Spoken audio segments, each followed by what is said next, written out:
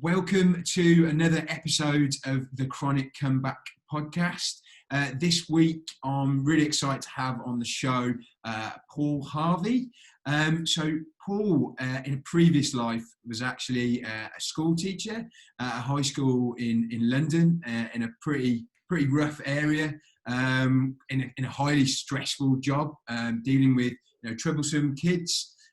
His life changed completely when he was diagnosed with MS and was told he might not walk again, and basically, his life was over, and that he should really start getting used to living another life. Rather than go along with this bleak outlook, Paul did his own research and told himself, no, he's not going to accept, this outlook. He can recover and he will recover. It was this positive mentality that gave him the tools to completely reverse his MS symptoms through diet and lifestyle changes. Since then, he's gone on to launch his own successful business, where his clients range from 7 to 8-figure businesses. And he's also a Wim Hof coach, which I actually think is fucking cool, because I'm just love everything about the Wim Hof stuff, and so we'll get into that. For me, his story is another example of what can happen when you ignore the negativity and focus on what you believe is possible. So thanks so much for coming on, mate. We've dodged each other for a while. We've made it here. I think it's been about 6 weeks of going back and forth and promising, and it's crazy. It's a crazy year, right? Yeah, for sure. But so thanks so much for coming on. If we can just, what I like to do is kind of like go back before, before you developed any symptoms, before you found out anything was wrong. So could you tell me about what life was like then, and kind of just lead us into the story of what happened? Yeah, pretty much. So in my middle teens to my very early 20s, my father was diagnosed with MS. And luckily the family banded together. We were good, and it was pretty tough in the sense that each and every day we saw him get worse and worse and worse. And he went from being a fit, healthy man to pretty much a quadriplegic within a short number of years. So that was frustrating. And then when it was his time. So we're happy for that because he was happy to go as well. So it was his time. And it was nice because when he did go, the whole family was there around him. So they, not to be morbid, but there couldn't be a better way to go. So then we moved on. And then about 8 years later, roughly 8 years, I was in London and I was living then, and had a crazy night out. One of those crazy nights out where my wife, my girlfriend at the time, literally found me in a dumpster, like sleeping, one of those nights. It was a really good night. And then the morning after, I woke up and I didn't realize that I knew I was hungover, but I didn't realize this hangover would last the next pretty much 2 years. Because I woke up and I couldn't feel my chest from the waist down, and my one eye was pointing that way. And first I thought, wow, this is a ridiculous hangover. What did I drink last night? Was I roofied? Like, what happened last night? And yeah, I just waited for the hangover to bypass. It didn't. And by Monday, my girlfriend at the time, wife now, she organized an appointment with the doctor. I went to the doctor, and he said to me, okay, great, let's talk about this. He went to the scans and everything. And he said, okay, great, it's not MS. When he says it's not MS, he says he doesn't think it's MS, so don't stress. You're not your father, it's all good. And I don't know at the time, but 80 or 88% of people that have optic neuritis, when an eye has eye issues, end up having MS, especially if it's in their family. It's frustrating because MS is more prevalent and dominant in women, not men. So my father got it, I got it. Yeah, that's pretty unlucky. And when I was diagnosed, when they told me this, they said, don't worry, just live a healthy life, come back in 6 months' time, if anything, if you need to, and then we'll check it out. So my wife and I weren't too worried, like, okay, dodge that bullet, Paul, stop drinking so much and just be like a normal person. And everything went well for the next 6 months. And then again, what happened just randomly one morning, it wasn't a hangover. I didn't drink that much, I said, but it wasn't really a hangover. I just woke up again and same symptoms, but now I couldn't walk.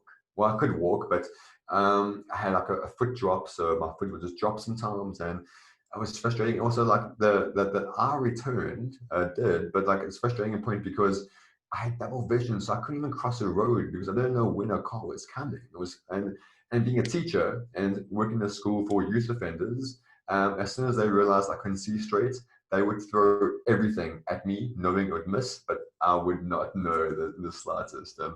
It was a fun for me for like 2 minutes, and then they did that for weeks afterwards. But during a session, we went to a neurologist. He took a scan, and we waited about 6 weeks, and that was pretty tough, knowing to wait 6 weeks before you know if you do have MS. And then I came back. He came back and said to me, "Yeah, absolutely, I do have MS. I have the same symptoms as my father. Just the only thing is, pretty much 20 years his junior before I was diagnosed, or before he was diagnosed. So that's kind of a good sign. But the hard part there was that kind of like, for me, my mindset is my father's my hero, my role model, and if disease defeated him, like what chance do I have?" And my girlfriend at the time, my wife, we were pretty stressed at the time. We didn't have kids or anything, and she could have made a clean break. And I actually tried to break up with her. I said to her, "Listen, don't stick with me. It doesn't look good for me. Just stay away." We pushed her away, and I went into kind of like a depression for a few weeks to months. And then actually, what my girlfriend did, I did literally no research. I didn't do a thing. It's too depressing to do research on the disease that killed your father, knowing that you have it as well. Like, I just wanted to go down that route. I don't want to be depressed. So what she did is that she took it upon herself. She did all the research. I didn't have the spirits. I was like, "Oh wow, like she's trying. Like, good on her, but like it's not going to help. Like, no chance at all."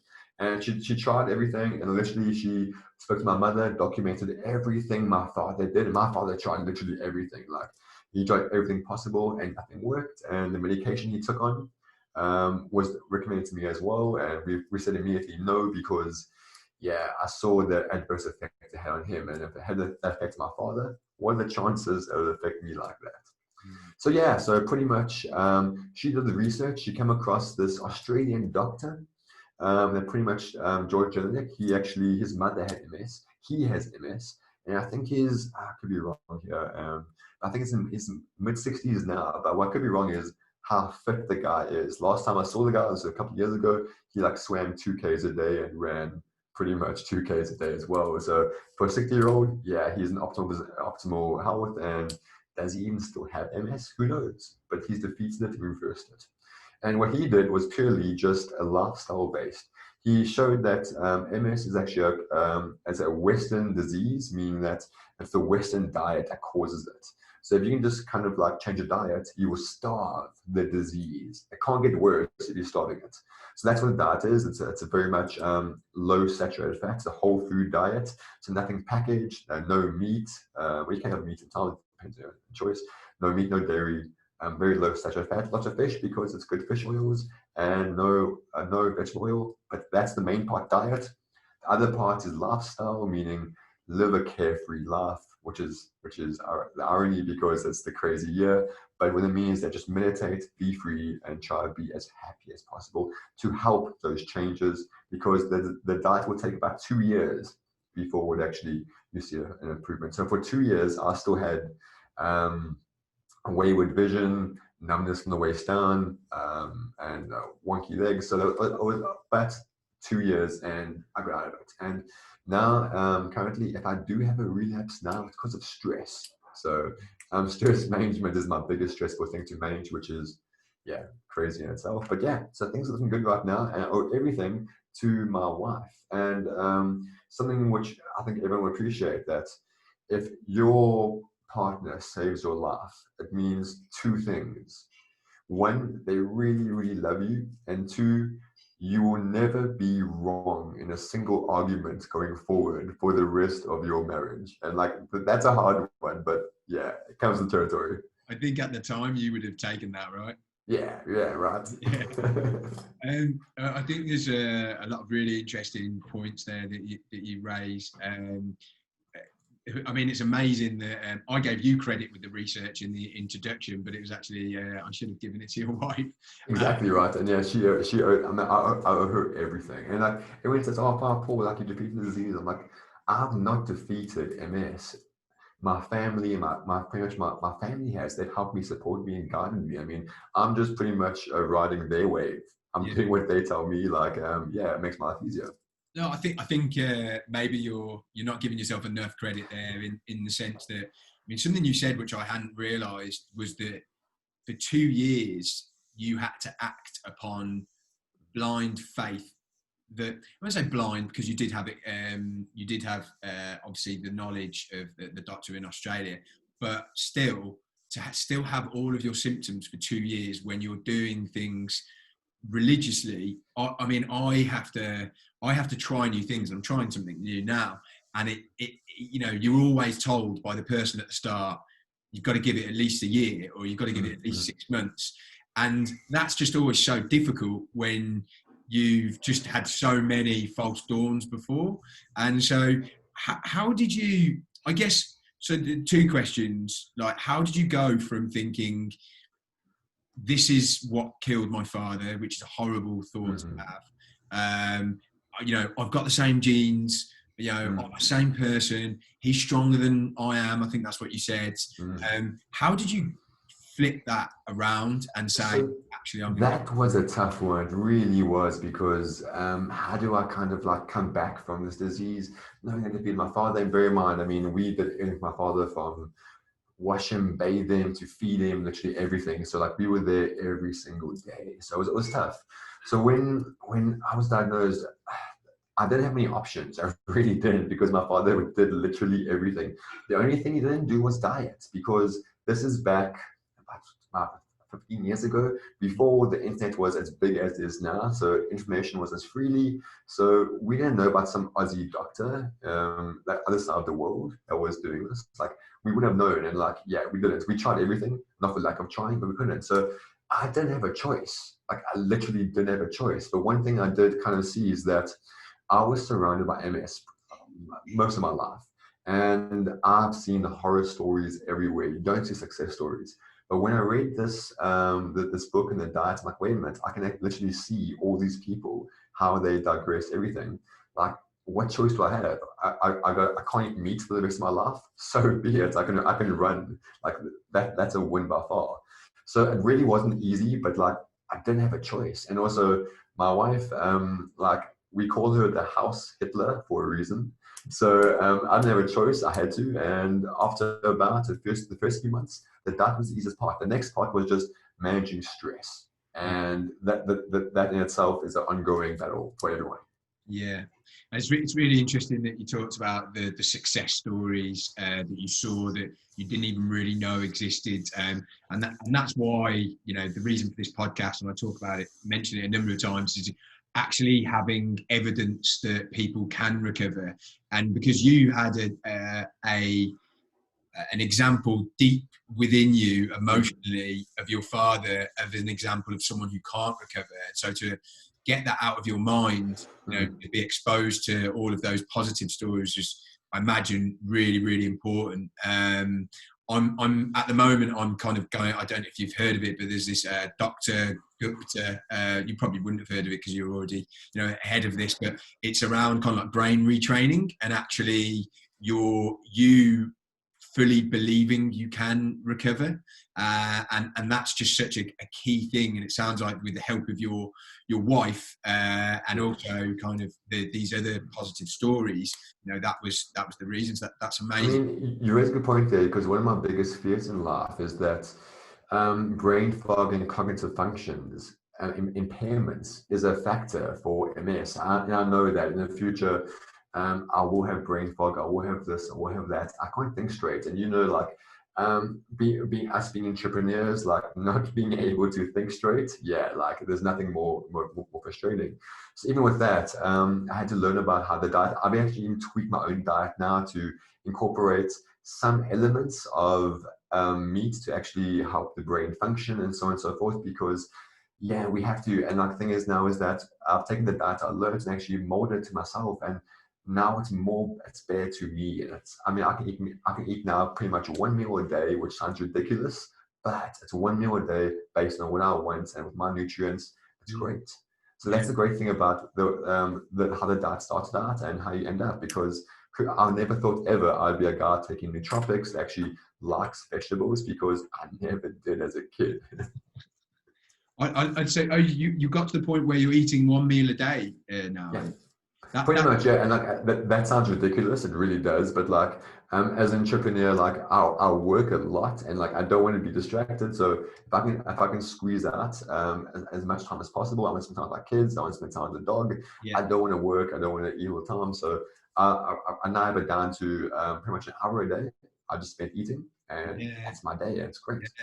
That's it doesn't sound crazy to me at all. I've been trying to work towards that because one, for kind of like efficiency is good, but actually it is actually proven to be good for you. And anyone will say that, kind of attest to that. Like when I used to work in an office, I'd eat a huge lunch, and then all afternoon I'd be like plying myself with coffee to try and get over the lunch.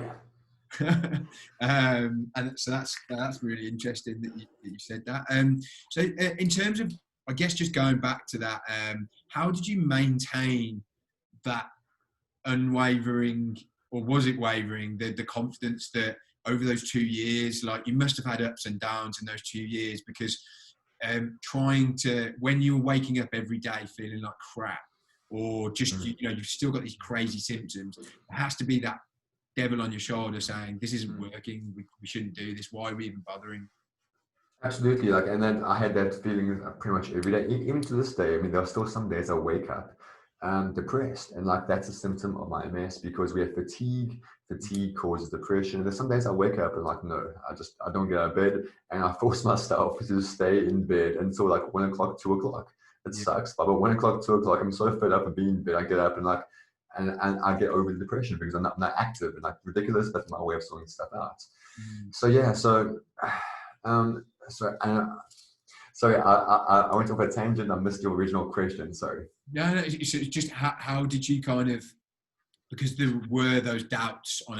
So the thing is that in my mind I had one option. Like, I could sacrifice my diet. That's fine. I mean, it's diet. I'm not a big foodie. Sacrifice my diet, and that's it. I didn't sacrifice alcohol. Not that I drank a lot, but I still go out with my friends, party, do what I want to. And what did I really sacrifice? So it wasn't a big deal. I just changed my diet, and then it was about micro changes. It really was. It was like I first went from being a full meat eater to going just chicken, then to no meat, then to no dairy. And that process took like 3 months. It wasn't easy, but also because my wife does the shopping and knows I'm lazy as hell, I always go shopping, so I will suck it up. So it was micro changes going forward, and then once I had the diet in place, the next thing was meditation, and that kind of fell into my lap because now I fell into the Wim Hof method. So things like that really do. I just feel small changes are just massive in the long run. Yeah, I said in a previous episode to a guy, Matt Phipps, I was like, we need to have a series for the partners who come on and talk. It sounds like your wife's just been an absolute hero. Oh yeah, she has, and it's ridiculous because it's weird because she at the time she came in, changed my diet, everything, and then just kind of like let me do it, and now she's moved on to the next thing, and now her next thing is she's going to be a midwife. So there's no stopping her. You mentioned Wim Hof, and I talked about it at the beginning.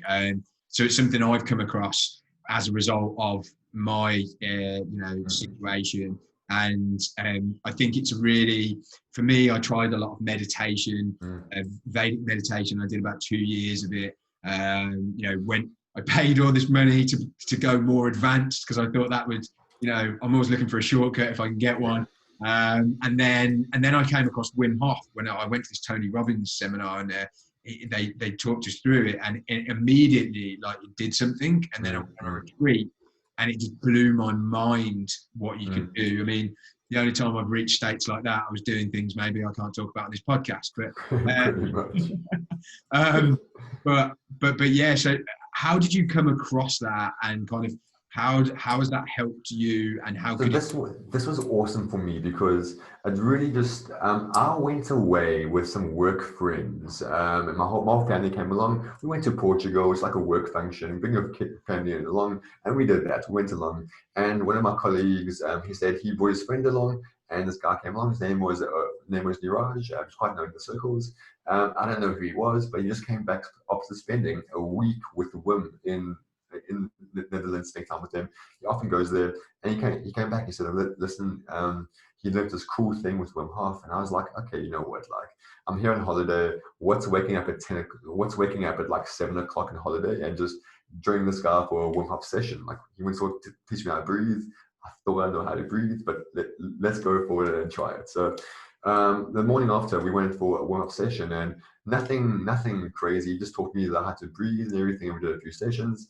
And I remember vividly what happened was that after the sessions, I opened my eyes, and for the first time in about 18 months, I had 20/20 vision.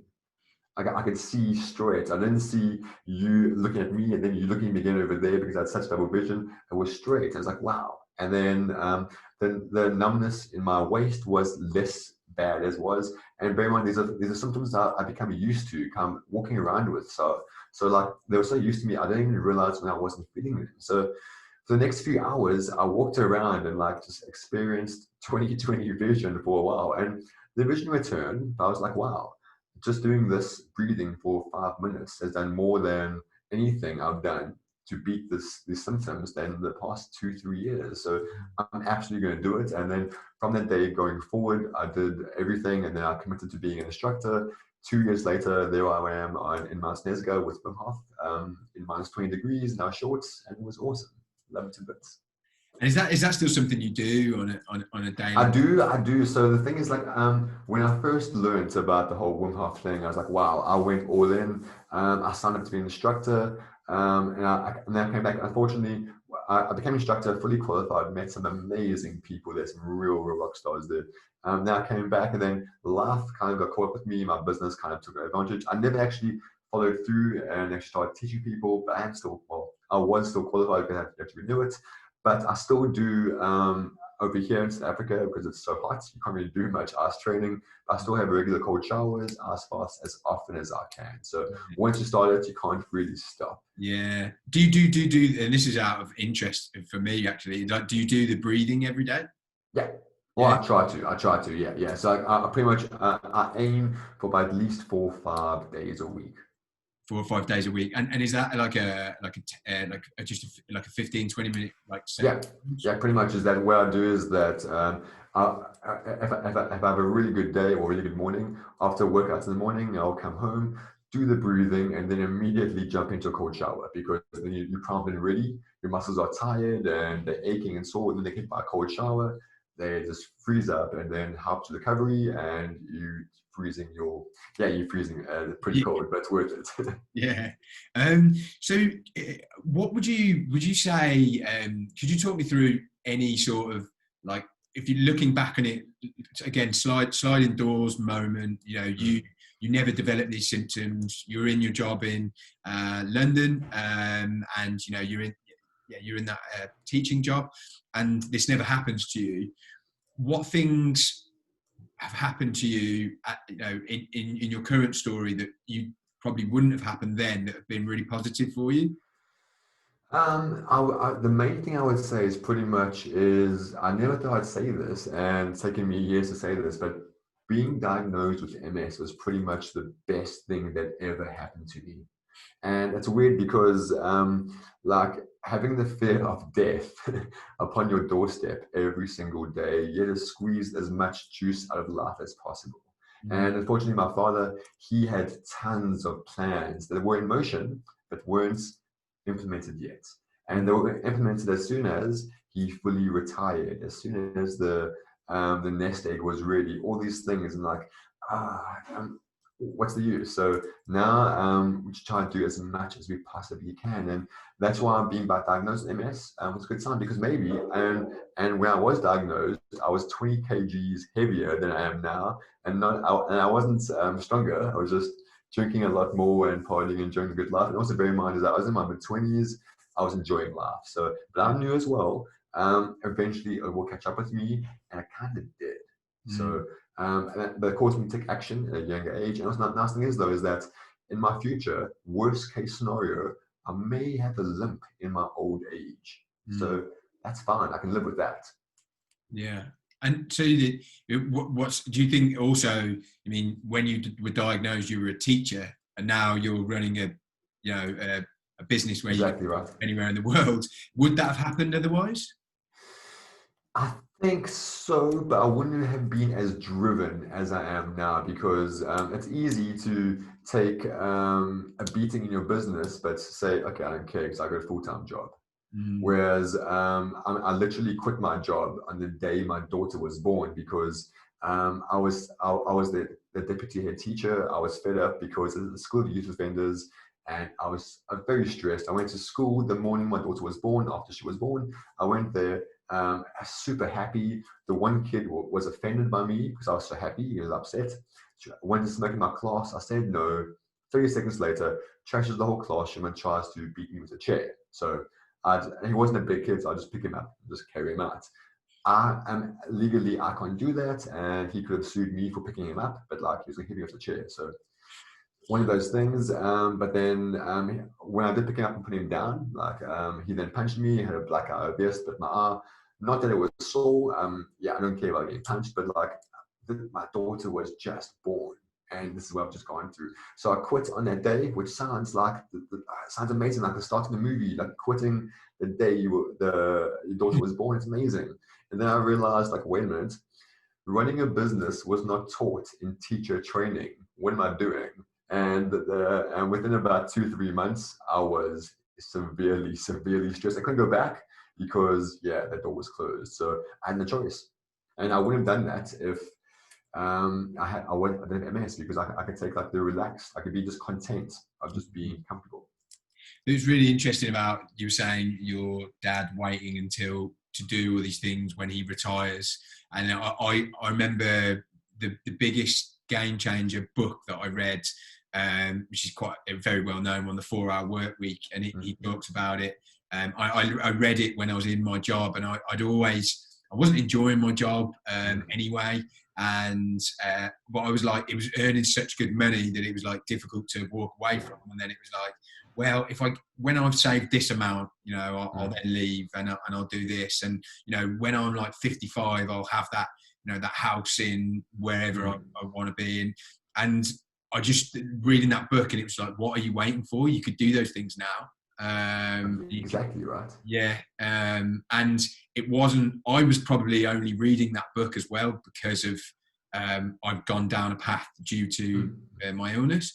So it's really interesting. Did you feel like you've become, there's a bit of a common theme between the people that I speak to. Do you feel like you've become a bit more spiritual as well? Yeah, I do, in the sense that I believe more in karma, and it will come back, but a lot more spiritual. I just feel that whatever you put out in the world will come back to you. So, I mean, for example, me, like, I love to be able to say that I don't eat meat because I'm a good person. No, it's just because of my diet. But I can actually always dangle that carrot because it's fun, because I can do that. And also, it's the best thing about going to a barbecue is that, being the one vegan person that's there, is that even though I don't care about food or meat, it's fun to just criticize people, because I can. And I can just say, oh, you can't criticize me, I've got MS. And like, it shuts down every single conversation. It's just fun. It really is. When we had a conversation like previously about the podcast, and I remember asking you, are you able to like drink and stuff now? And you were like, hell yeah, I can drink. And that was I think people look at me the wrong way whenever I remember a while back, when I was doing this crazy treatment in India, and I was speaking to this girl, and she says, it sounds like you want to get better so you can drink again. And I was the problem is like drinking and kind of relaxing and socializing makes up so much of my previous life. And it's not, if anything, the best thing about me getting, the condition that I'm in is that it's actually forced me to rein a lot of that stupid behaviour back. However, I don't like to be a complete monk, and I want to actually enjoy myself, but within moderation, and that's something I work on in all areas of my life. And so I just like the fact that, you know, there is an example, that you're living healthily, but if you want to let loose, you know, you can do that. It's not gonna screw you up. And that's a great thing, and I think that it's important to note for guys like you and myself is that we had the era where we just partied and just enjoyed life, and it was great. It really was. But we're over that now, and we kind of like we ticked that box off. We did that. So like no regrets, but we did it. And if we didn't do it, we would have that regret. And I can say, you know what, like I got my I got everything I wanted out of that, and now I'm happy to just be content. Nice. So what would you say, I get two questions now. The first, are there any books or podcasts or documentaries that you've watched that for you were like a mindset game changer that you feel could help someone listening to this right now? So for me, my favorite book of the last few years has been Atomic Habits. Yeah. I just love that book. I'm a data freak, so I love recording stuff and looking at stuff. So for me, I literally have a daily habit tracker. I track everything. Not to saying I do all my habits, but I have a tracker. So I try to track everything and do things. So I love that kind of stuff. And like again, is that just micro changes every day trying to be better than the past. And one book I think is the test of all times is just Think and Grow Rich. It's the first entrepreneurial book I ever read, like literally 10 years before I even thought of being an entrepreneur. I read it, it stuck with me. And it's crazy because that was written at the turn of the 19th century. Like I always get it wrong which cusp it is, but it's written then, it's still as relative back then as it is now. And that's interesting you say that, because a lot of that is, you know, it's talking about the universe and sort of attraction, that kind of thing as well, right? Cool. And so my final question is, right, to someone right now going through, not just someone with MS, because anyone listening to this is probably likely, there probably will be a lot of MS listeners because this is the episode, but really what you've been through for me is so applicable to what I'm going through, and we've got completely different situations going on. But what this podcast is all about is the mindset and the mental frame, you know, mental point you need to be to recover. What would be your advice to someone who actually, and maybe advice to yourself when you were in that position? Let's say you didn't have your wife, knowing what you know now. Like, what would you say to you back then and to someone else in that similar position now? So there's one book I really love. It's not even about self-help, what it kind of is Change Your Brain, Change Your Life in 7 Days, which I don't really like it, like the title, but basically they just showed is that the proper diet can actually help your mental illness if you have any. And they took ECGs, scans, brain scans and so on and so forth. And what they did was they took homeless people. They took homeless people, did a brain scan. And these are the typical homeless person, which comes across as you think, as I think, it's crazy as hell. You know, those batshit crazy people.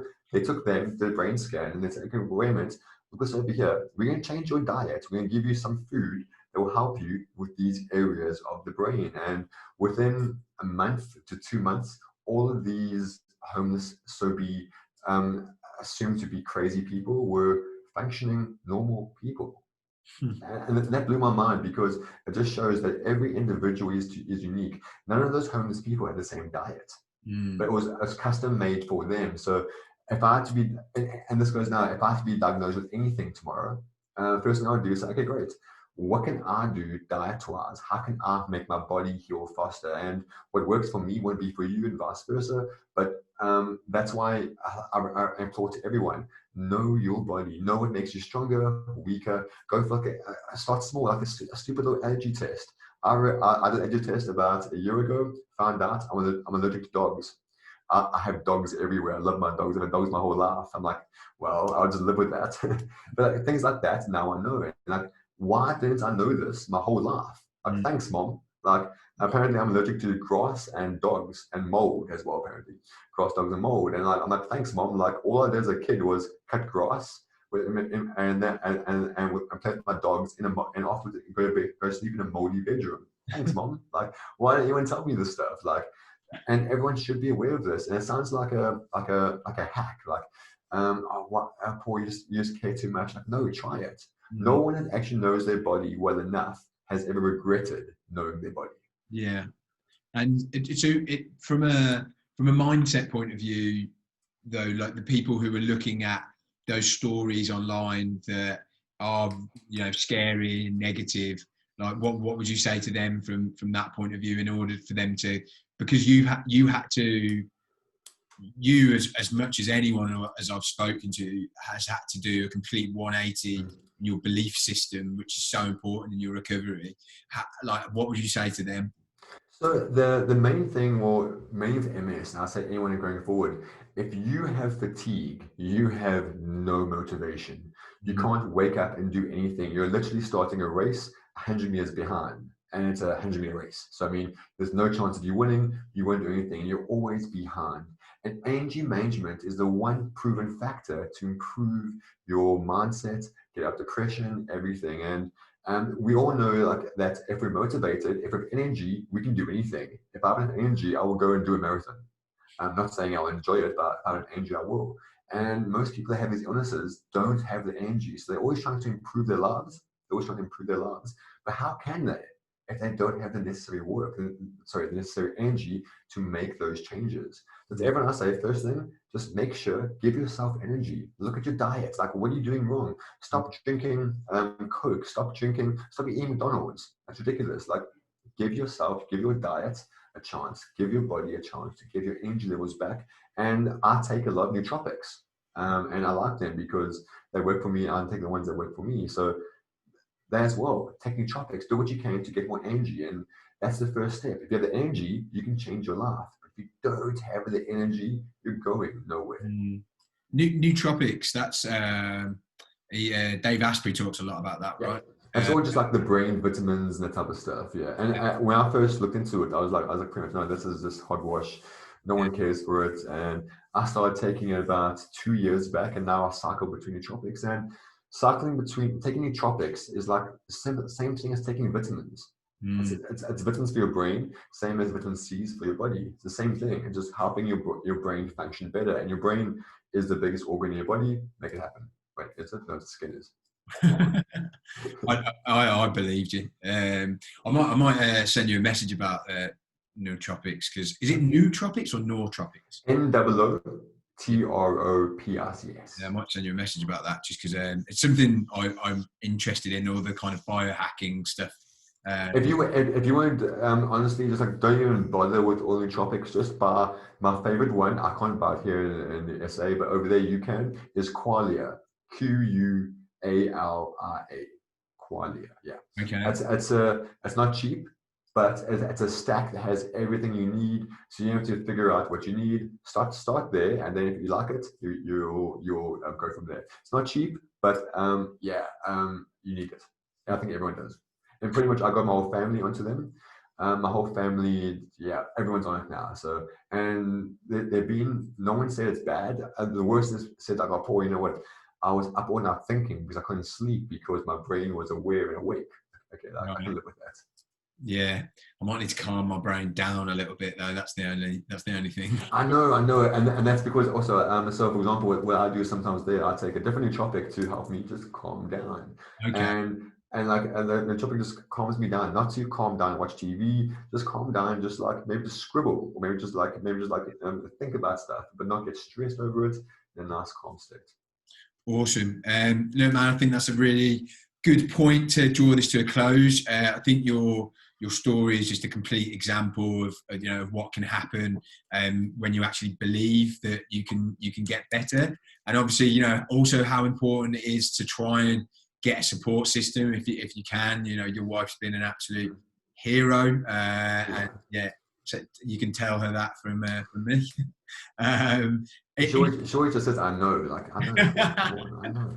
Fair enough. If people wanted to just reach out and just ask any questions just off the back. Best thing to do is reach out to me on Facebook. It's the best. Yeah. I'm always on there, so best thing to do. Okay, I'll include the details in the show notes. But yeah, thanks so much for coming on, man. And we will catch up very soon.